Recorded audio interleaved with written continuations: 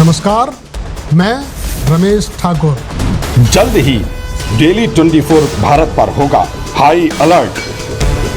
नमस्कार, मैं हूं आलोक और आप देख रहे हैं डेली 24 भारत। दिल्ली पुलिस की स्पेशल सेल और केंद्रीय एजेंसियों ने मिलकर एक बड़ी आतंकी साजिश को नाकाम कर दिया है। बीते 2 दिनों से चल रहे ऑपरेशन के दौरान दिल्ली, मुंबई और झारखंड में छापेमारी की गई है, जहां से आईएसआईएस से जुड़े 5 संदिग्ध आतंकियों को गिरफ्तार किया गया है। इनमें 2 आतंकी दिल्ली से, एक रांची से और बाकी मुंबई से पकड़े गए हैं। दिल्ली से गिरफ्तार आतंकियों की पहचान आफ्ताब और सुफियान के रूप में हुई है, जो मुंबई के रहने वाले हैं। रांची से गिरफ्तार आतंकी दानिश के ठिकाने से पुलिस ने केमिकल आईईडी बनाने का सामान, एक देसी कट्टा और जिंदा कारतूस बरामद किया है। वहीं दिल्ली से पकड़े गए आतंकियों के पास से हथियार और आईईडी बनाने वाले का सामान मिला है। शुरुआती जांच में सामने आया है कि ये सभी किसी बड़े हमले की साजिश रच रहे थे और राजधानी सहित देश के अलग अलग हिस्सों में निशाना बनाने की तैयारी में थे। सूत्रों के अनुसार गिरफ्तार 5 आतंकी आईएसआईएस के स्लीपर सेल का हिस्सा थे। इनका काम नए युवाओं की भर्ती कर उन्हें आतंकी संगठन से जोड़ना था। अब एजेंसियां ये पता लगाने में जुटी है कि अब तक कितने लोगों को भर्ती किया गया है और किन किन जगहों की रेकी की गई है। दिल्ली पुलिस की स्पेशल सेल ने कुछ और संदिग्धों को हिरासत में लेकर पूछताछ शुरू कर दी है। शुरुआती सफलता से साफ है कि सुरक्षा एजेंसियों ने समय रहते एक बड़ी आतंकी साजिश को नाकाम किया है और देश को संभावित खतरे से बचाया है।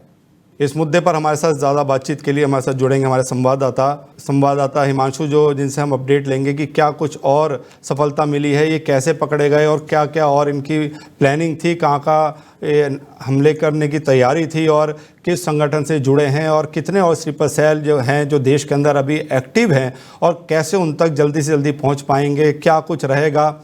और इसमें दिल्ली पुलिस की सफलता भी मानी इसलिए जा रही है कि समय रहते किसी बड़ी घटना को अंजाम देने से पहले ही दिल्ली पुलिस ने इन सभी आतंकियों को पकड़ा है। अलग अलग देश के जो अलग अलग राज्य हैं वहाँ से इन लोगों का नेटवर्क को एक सूची बनाई गई, जिसके बाद पुलिस ने जगह जगह पर रेड करी, जिसके बाद ये तमाम आतंकी पकड़े गए। उनके पास से आईईडी जैसे बड़े जो धमाके का सामान है वो मिला है। देश की नामी चिकित्सा संस्था एम्स नई दिल्ली ने एक बड़ा कदम उठाया है। बाढ़ प्रभावित पंजाब और उत्तरी भारत के इलाकों में मेडिकल और मानवीय सहायता पहुंचाने के लिए एम्स के डॉक्टरों और नर्सों की एक विशेष टीम रवाना की गई है। इस टीम में medicine, psychiatry, paediatrics, community medicine, surgical और रेडियो डायग्नोसिस और लेबोरेटरी मेडिसिन जैसे अहम विभागों के विशेषज्ञ डॉक्टर शामिल हैं। साथ ही चीफ नर्सिंग ऑफिसर के दफ्तर से वरिष्ठ और अनुभवी नर्सिंग ऑफिसर भी इस मिशन में योगदान देंगे। ये डॉक्टर और नर्सें प्रभावित इलाकों में जाकर बीमारों का इलाज, दवाइयों का वितरण और चिकित्सीय परामर्श देंगे। एम्स ने कहा है कि ये पहल उनकी त्रिमूर्ति मिशन, रोगी सेवा, शिक्षा और शोध की मूल भावना को दर्शाती है। संस्थान ने अपने डॉक्टरों और नर्सों की सेवा भावना और निस्वार्थ समर्पण को सलाम करते हुए उनकी सुरक्षा और सफलता की कामना की है। एम्स नई दिल्ली की ये टीम आजमाइश की घड़ी में इंसानियत की मिसाल पेश कर रही है। और क्या कुछ कर रही है वहाँ पर जाकर इस एम्स की टीम ने, उस पंजाब के प्रभावित एरिया को जो बाढ़ से ग्रस्त हुए हैं वहाँ पर जाकर अपनी सेवा देने का निर्णय लिया। कुछ एम्स की टीम वहाँ पहुँची है और वहाँ पे जो रोगी हैं जिनको क्षति हुई है इस बाढ़ से, उनका इलाज कर रही है और जो जिनकी वजह से जो लोग हैं, बच्चे हैं, महिलाएं हैं, इनको खाने की दिक्कत है, अब खाने की भी वितरण के लिए वहाँ पे सुविधा दे रही हैं और अलग अलग डिपार्टमेंट के विशेषज्ञ वहाँ पर पहुँच रहे हैं ताकि जिस किसी को भी किसी भी बीमारी से जो ग्रसित है उनका इलाज टाइम पे हो सके। और इसी मुद्दे पर क्या कुछ कर रहे हैं एम्स के डॉक्टर हमारे साथ जुड़ रहे हैं। हमारे संवाददाता वसीम से बात करेंगे कि क्या कुछ हो रहा है वहाँ पे चल रहा है। वसीम, आपसे जानना चाहेंगे, एम्स की टीम पंजाब गई है, वहाँ पे क्या क्या अपनी सेवाएं देंगी, बताइए ज़रा।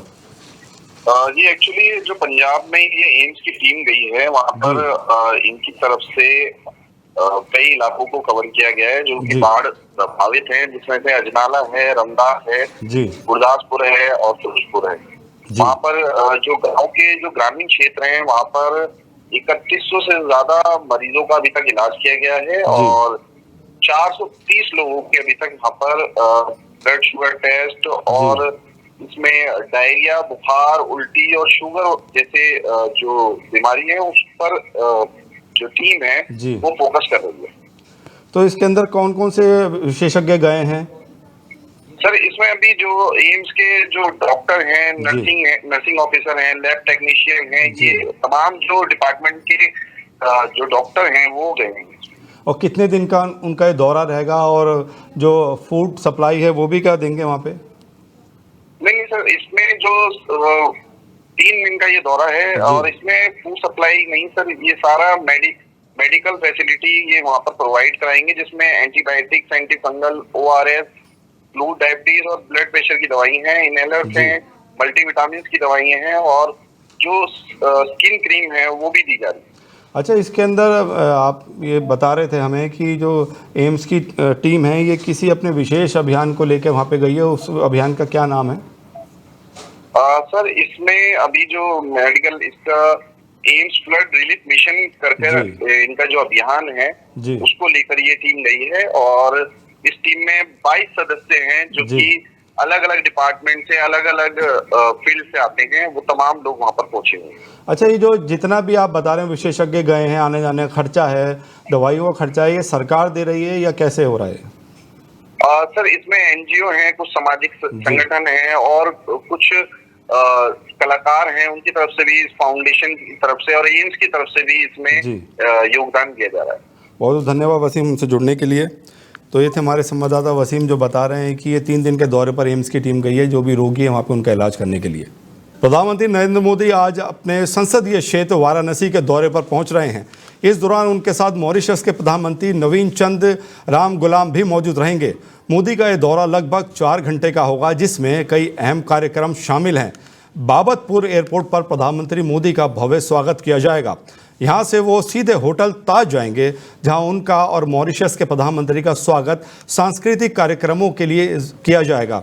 दोनों नेताओं की द्विपक्षीय वार्ता करीब 2 घंटे तक चलने की संभावना है। इसमें भारत और मॉरिशस के बीच आपसी सहयोग, विकास कार्यों और सांस्कृतिक रिश्तों को और मजबूत बनाने पर चर्चा होगी। वार्ता के बाद प्रधानमंत्री नरेंद्र मोदी और मॉरिशस के प्रधानमंत्री नवीन चंद राम गुलाम एक साथ लंच करेंगे। इसके बाद मोदी लगभग दोपहर 3 बजे वाराणसी से रवाना होंगे। गौरतलब है कि प्रधानमंत्री मोदी इससे पहले पंजाब और हिमाचल प्रदेश का दौरा कर चुके हैं, जहां उन्होंने बाढ़ प्रभावित इलाकों का हवाई सर्वेक्षण किया था। आज का वाराणसी दौरा न केवल उनके संसदीय क्षेत्र के लिए महत्वपूर्ण है, बल्कि भारत मॉरिशस संबंधों को नई दिशा देने वाला भी माना जा रहा है। वाराणसी में प्रधानमंत्री मोदी और मॉरिशस के प्रधानमंत्री की मौजूदगी को लेकर सुरक्षा के कड़े इंतजाम किए गए हैं। शहर में कई जगहों पर स्वागत पॉइंट्स बनाए गए हैं और प्रशासन ने यातायात व्यवस्था को दुरुस्त करने के लिए विशेष इंतजाम किए हैं। किस तरीके से भारत और मॉरिशस का ये जो वहाँ पे मीटिंग है, कैसे हमारे देश के लिए क्या कुछ फ़ायदा रहेगा, ये इस मुद्दे पर ज़्यादा बात करने के लिए हमारे साथ जुड़ रहे हैं पॉलिटिकल एक्सपर्ट संदीप चौधरी। संदीप जी, आपका स्वागत है डेली 24 भारत पर। धन्यवाद आपका। आपसे ये जानना चाहूँगा, मॉरिशस के प्रधानमंत्री वाराणसी आने वाले हैं, किस तरीके से देखते हैं दौरा आप? देखिए, जिस तरीके से मॉरिशस के प्रधानमंत्री हिंदुस्तान की विजिट पर हैं, और हिंदुस्तान में भी ये देखिए आप कितनी अहम जगह वो जाने वाले हैं। हमारे देश के प्रधानमंत्री का जो संसदीय क्षेत्र है और भारत की संस्कृति का जो कला केंद्र है वाराणसी में उनका पूरा वाराणसी उनके स्वागत के लिए तैयार खड़ा है। तो मैं ये मानता हूँ, जहाँ आज की तारीख में दुनिया में अशांति है, लोगों के संबंध खराब हो रहे हैं, ऐसे में अगर भारत और मॉरिशस जो लगभग एक ही कल्चर के, एक ही सोच के और एक ही तरह के देश हैं, मंदिरों के देश है, आध्यात्मिक संस्कृति के देश है, तो दोनों साथ में आएंगे तो मुझे लगता है हर तरीके से दोनों देशों का उसमें फायदा होगा और आपसी समझ भी बढ़ेगी। आपसी जो राजनीतिक स्तर पर एक सोच होती है देशों को मजबूत करने वाली, वो भी जनरेट होगी। तो मैं मानता हूँ कि चारों तरफ से इसमें हिंदुस्तान के लिए भी फायदा है और मॉरिशस के लिए भी फायदा है, और पूरी दुनिया को एक मैसेज भी देने का वक्त है कि हिंदुस्तान के साथ किस तरीके से लोग आ रहे हैं और किस तरीके से देश जुड़ना चाहते हैं, किस तरीके से हमें जानना चाहते हैं, किस तरीके से हमारी संस्कृति को जानना चाहते हैं। जी संदीप जी, किन किन अहम मुद्दों पर बातचीत होगी आज? देखिए, प्रधानमंत्री मोदी जी के साथ उनकी वार्ता होनी है, मीटिंग होनी है, तो ऐसे में जब दो प्रधानमंत्री बैठते हैं तो आज की तारीख में सबसे बड़ी जो चीज है वो है बेरोजगारी। एक तो रोजगार के मुद्दे पे बात हो सकती है कि इंडस्ट्रियलाइजेशन के लिए हम दोनों मिलकर के क्या कर सकते हैं। दूसरी चीज है आज की तारीख में आतंकवाद एक बड़ा मुद्दा है। आतंकवाद पर किस तरीके से कंट्रोल पाया जा सकता है, कैसे एक दूसरे के साथ आ सकते हैं, और कई टेक्नोलॉजी ट्रांसफर का आज की तारीख में काम है। मार्केटिंग का जिस तरीके से अमेरिका ने टैरिफ लगाया है और एक तरीके से हिंदुस्तान के व्यापारियों के लिए, उद्योगपतियों के लिए अमेरिका में बिजनेस करना मुश्किल हो गया है। ऐसे में मॉरिशस हमारे लिए एक ऑप्शन हो सकता है। मॉरिशस के अगर रास्ते खुलते हैं तो हमारे व्यापारियों को और हमारे देश को बड़ा फायदा हो सकता है। सीएम योगी ने सुरक्षा के लिए क्या क्या व्यवस्था की है, थोड़ा वो भी बताइए। देखिए, जिस तरीके से उत्तर प्रदेश की बात आती है तो जो सुरक्षा में बात आती है, मुझे लगता है आज की तारीख में हिंदुस्तान में वैसे तो सुरक्षा का इतना बड़ा इश्यू नहीं है इतने बड़े लोगों के लिए, लेकिन अगर उत्तर प्रदेश की बात है तो उत्तर प्रदेश में आज आम आदमी भी सुरक्षित है, औरतें भी सुरक्षित हैं, बेटियां भी सुरक्षित हैं, और ऐसे में प्रधानमंत्री की सुरक्षा में मुझे नहीं लगता किसी तरीके की कोई चूक हो सकती है। बिल्कुल सील बंद कर दिया गया है वाराणसी को। वाराणसी में कोई परिंदा भी पर नहीं मार सकता, और योगी जी को तो जाना जाता है सुरक्षा देने के लिए। संदीप जी, अगर मैं बात करूं मॉरिशस प्रधानमंत्री के स्वागत के लिए क्या क्या कार्यक्रम होने वाले हैं, थोड़ा वो भी बताइए। देखिए, अगर कोई प्रधानमंत्री देश के अंदर आता है और खासकर जिस तरीके से मॉरिशस के प्रधानमंत्री आ रहे हैं, तो मुझे लगता है उसके लिए पूरी तैयारियां प्रशासन ने भी कर ली है, और सांस्कृतिक तौर पर भी जो हमारे बच्चे हैं हमारे यहाँ की कल्चर को, हमारी यहाँ की शिक्षा को दिखाएंगे, क्या हमारी संस्कृति है उसको दिखाया जाएगा, किस तरीके से हिंदुस्तान आगे बढ़ रहा है, किस तरीके से स्किल इंडिया हो रहा है, किस तरीके से डिजिटल इंडिया हो रहा है। तो पूरी चीजें उनको कहीं ना कहीं दिखाई जाएगी कि हिंदुस्तान अब किस दिशा में आगे बढ़ रहा है। जी, बहुत धन्यवाद संदीप जी हमसे जुड़ने के लिए।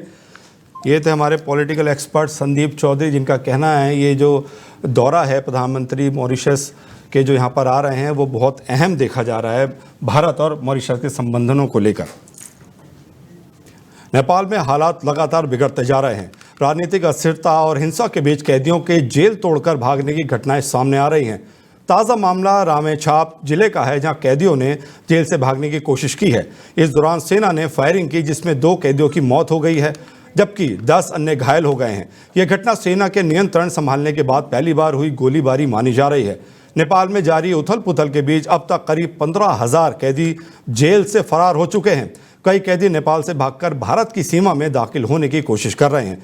गौर जेल से फरार 13 कैदी बिहार के सीतामढ़ी में गिरफ्तार किए गए हैं। वहीं काठमांडू जेल ब्रेक से भागे एक बांग्लादेशी नागरिक को एसएसबी ने रक्सौल बॉर्डर से पकड़ा है। एसएसबी की 47वीं बटालियन ने बुधवार दोपहर करीब 3 बजे संदिग्ध हालत में एक व्यक्ति को हिरासत में लिया है। पूछताछ में उसकी पहचान मोहम्मद अबुल हसन ढली के रूप में हुई है, जो सोने की तस्करी के आरोप में पिछले 5 साल से नेपाल की जेल में बंद था। जांच के बाद उसे आगे की कानूनी कार्रवाई के लिए हरपुर थाना पुलिस को सौंप दिया गया है। नेपाल में ओली सरकार के खिलाफ आंदोलन तीसरे दिन भी जारी है। विरोध प्रदर्शनों के बीच जेल ब्रेक की घटनाओं ने हालात और गंभीर बना दिए हैं। प्रशासन फिलहाल नियंत्रण की कोशिश कर रही है, लेकिन उथल पुथल लगातार बढ़ रही है। जैसे कि नेपाल से तस्वीरें आ रही हैं कि किस तरीके से वहाँ पर आगजनी टूट फूट की घटनाएं हुई। उसके बावजूद जो प्रधानमंत्री है उन्होंने इस्तीफ़ा दिया, राष्ट्रपति ने इस्तीफ़ा दिया और बड़े बड़े जो नेता थे उन्होंने भी इस्तीफ़ा दिया। और इसके बाद नेपाल का जो तख्ता पलट हुआ, उसके बाद अब नई सरकार बनने की तैयारी में है। अंतरिम प्रधानमंत्री के रूप में कार्की यहाँ पर अपना पद संभालेंगी। उन्होंने स्वीकार कर लिया है पद संभालने के लिए। और इस बीच बड़ी घटना सामने आई कि जो कैदी थे जेल से फरार हुए हैं और कुछ को गिरफ्तार भी कर लिया गया है।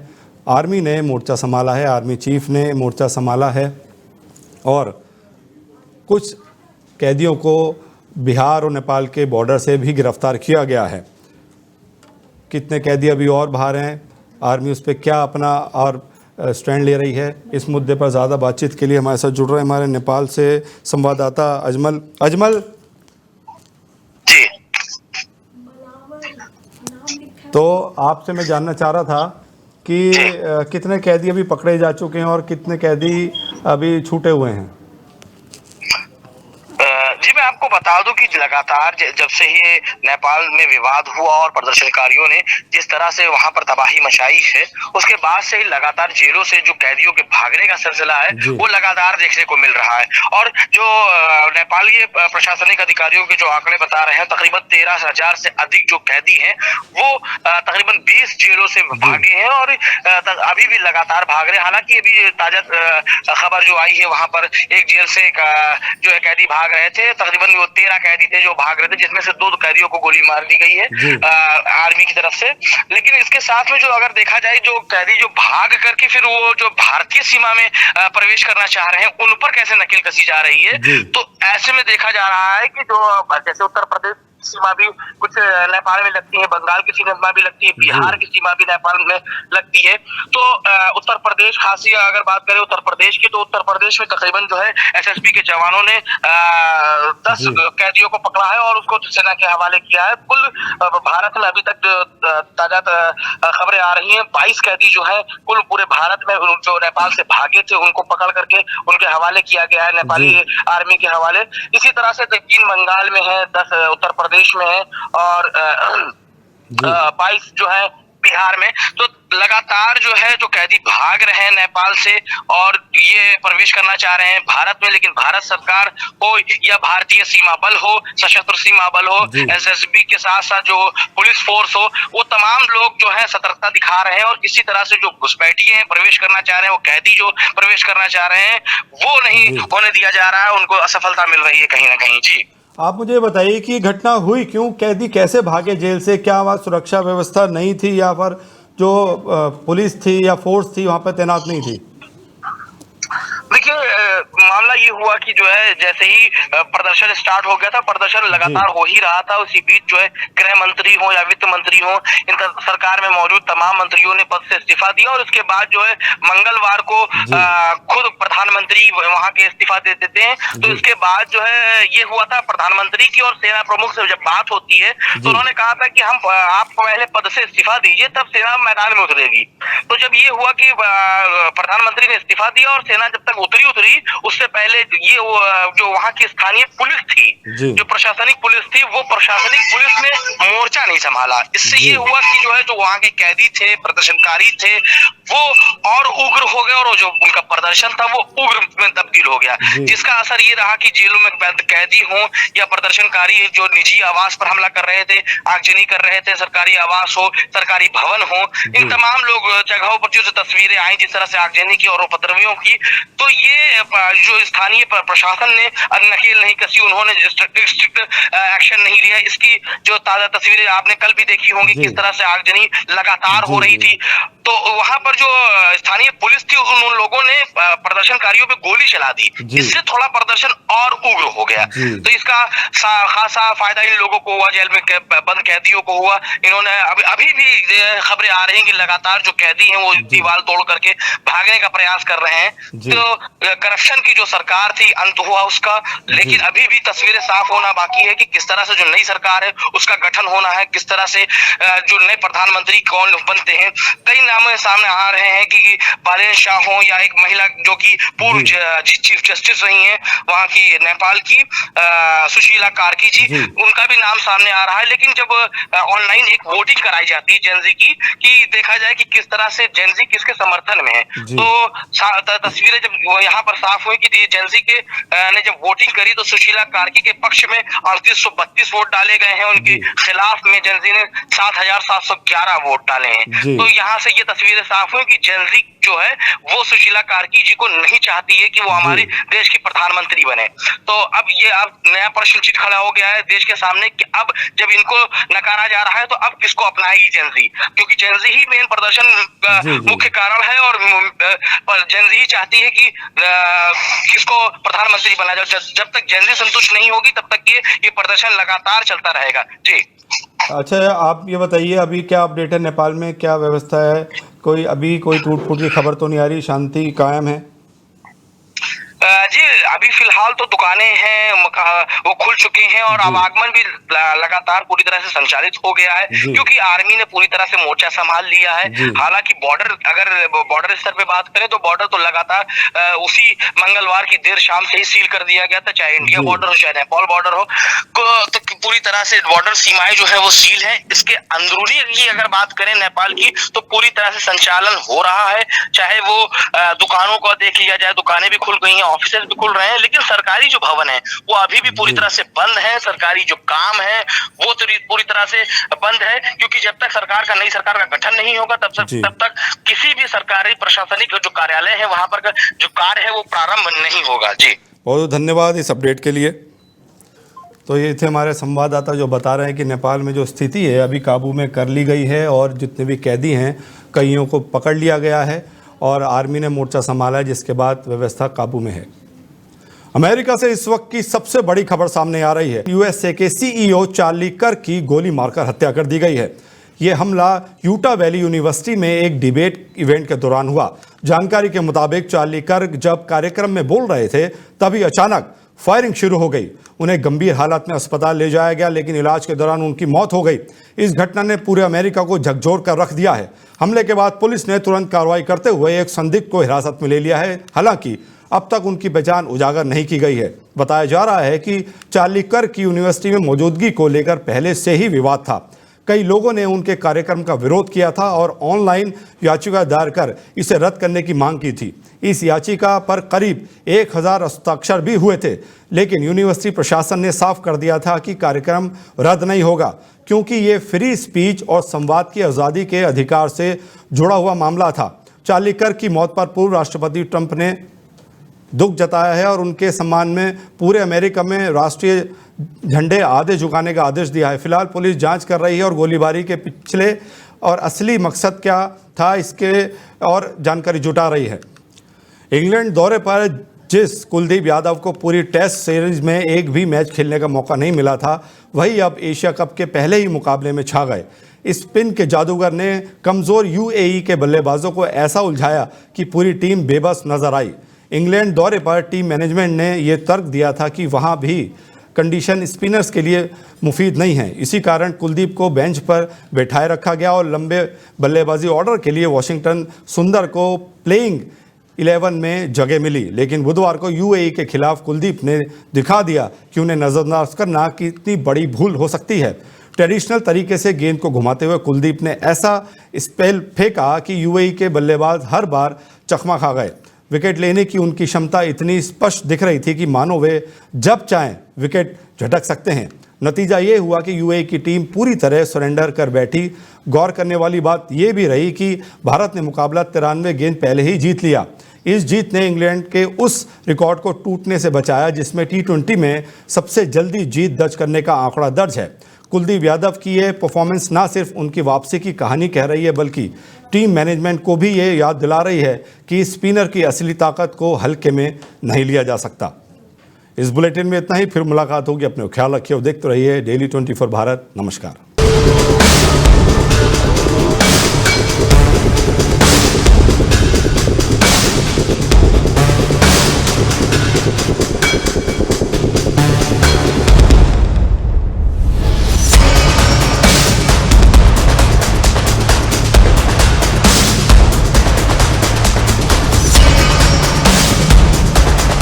नमस्कार, मैं रमेश ठाकुर। जल्द ही डेली 24 भारत पर होगा हाई अलर्ट।